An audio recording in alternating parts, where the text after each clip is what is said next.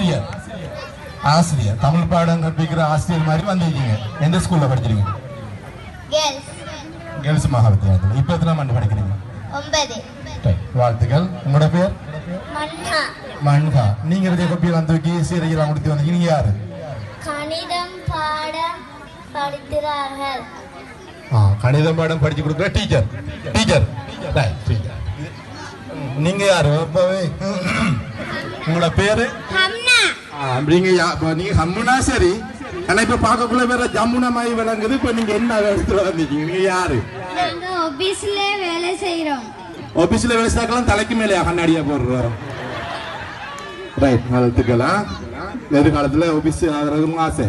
Right. நீங்க உங்களோட பேர்? ரிதா. ரிதா.